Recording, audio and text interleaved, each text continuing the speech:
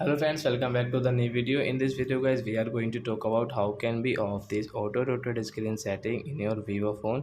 Guys, you want to off, so guys you can off it. And guys, now let's see how to off this auto rotate screen in Vivo phone.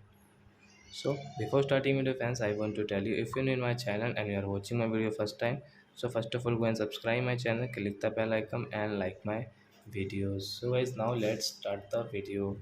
So guys, first of all guys, open your phone setting.